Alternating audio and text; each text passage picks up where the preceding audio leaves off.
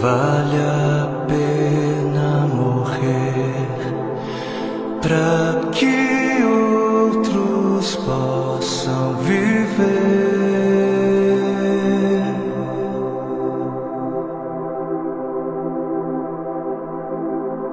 para que outros possam sorrir. Vale a pena chorar para que outros possam viver.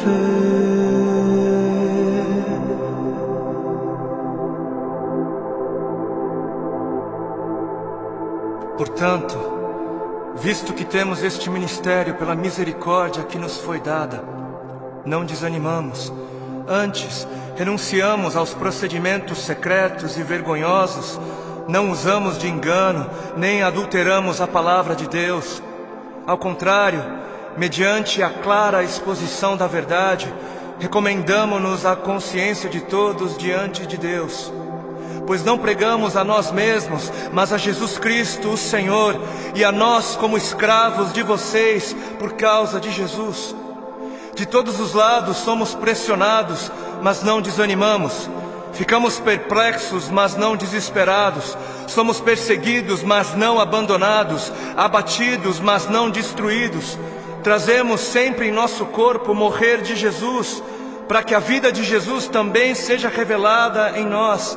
Pois nós que estamos vivos, somos sempre entregues à morte por amor a Jesus, para que a sua vida também se manifeste em nosso corpo, de modo que em nós atua a morte, mas em vocês a vida. Por isso não desanimamos, embora exteriormente estejamos a desgastar-nos, interiormente estamos sendo renovados dia após dia, pois os nossos sofrimentos leves e momentâneos estão produzindo para nós uma glória eterna que pesa mais do que todos eles. Assim, fixamos os olhos não naquilo que se vê, mas no que não se vê, pois o que se vê é transitório, é passageiro, mas o que não se vê é eterno. Para que outros possam viver, vale a pena morrer.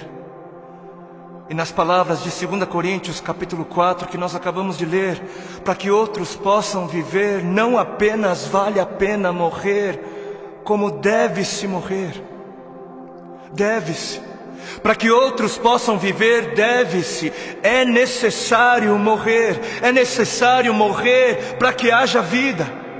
Trazendo sempre em nosso corpo o morrer de Jesus, para que a vida de Jesus também seja revelada em nosso corpo. Assim como a semente que não morre não germina, assim como a semente que não morre é incapaz de gerar frutos, aquele que não morre é incapaz de gerar vida, é incapaz.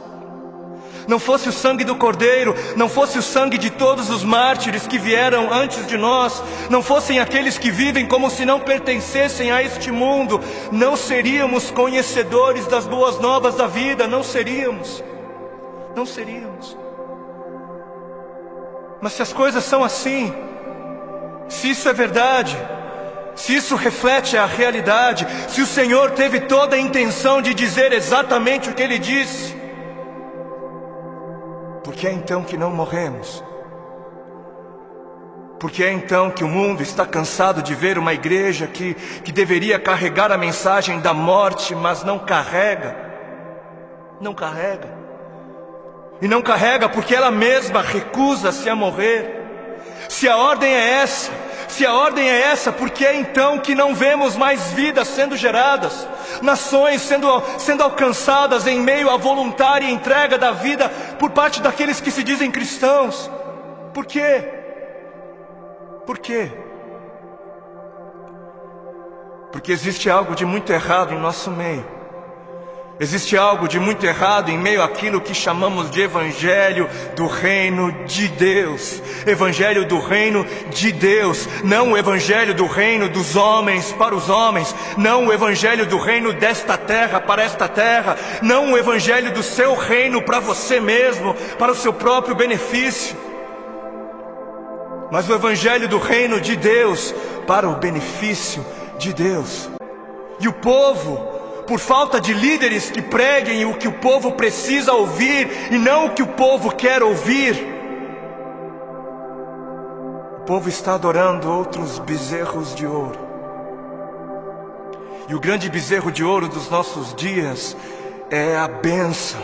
O grande bezerro de ouro dos nossos dias é a vitória, é a conquista, é o bezerro da prosperidade, é a saúde, é o meu bem-estar, é o meu conforto, é a minha necessidade, é o meu reino, é a minha vida.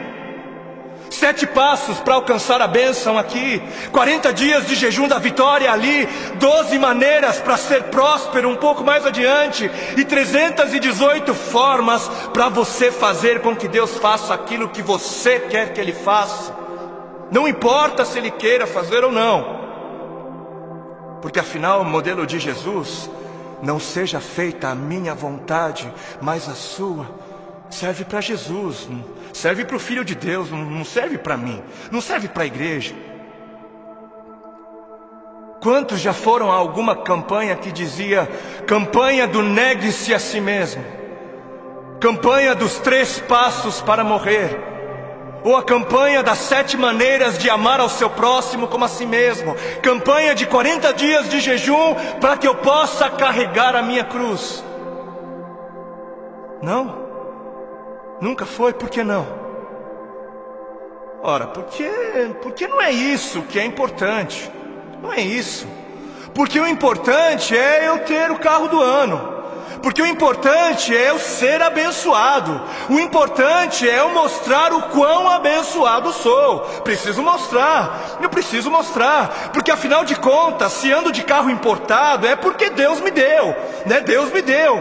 Porque é muito óbvio que Deus está muito mais preocupado com o meu ego.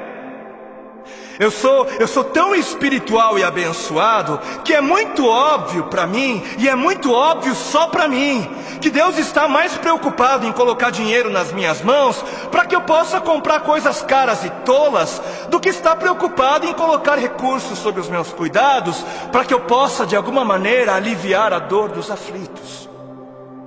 Porque Deus é tão bom para mim, Deus é tão sábio, Ele é tão misericordioso, que Ele prefere que eu compre para mim o meu 100º par de sapatos. Porque o importante é eu encher o meu celeiro até onde der.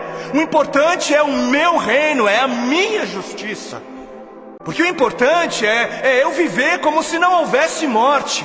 E Deus que me livre de pensar em morte. Que está escrito na palavra de Deus em Marcos, no capítulo 8 e Mateus 16. Então Jesus começou a ensinar-lhes que era necessário que o Filho do Homem sofresse muitas coisas e fosse rejeitado pelos líderes religiosos, pelos chefes dos sacerdotes e pelos mestres da lei, fosse morto e 3 dias depois ressuscitasse. Ele falou claramente a esse respeito. Então Pedro, chamando-o à parte, começou a repreendê-lo.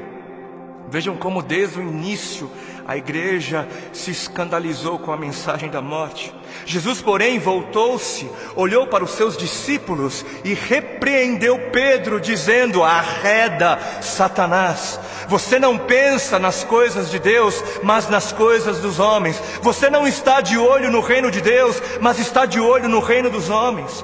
Então ele chamou a multidão e os discípulos e disse: se alguém quer vir após mim, negue-se a si mesmo, tome a sua cruz e siga-me.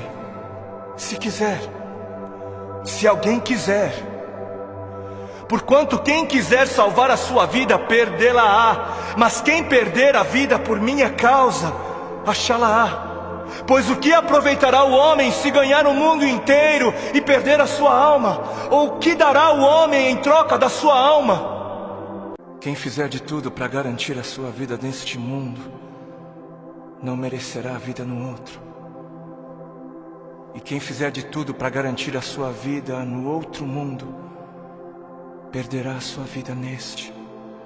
Perderá o controle da sua vida neste mundo. Quem viver de olho nos tesouros deste mundo, receberá somente aquilo que este mundo é capaz de dar. Mas quem viver com os olhos fixos no tesouro eterno, este receberá, este haverá de receber aquilo que a eternidade tem para dar.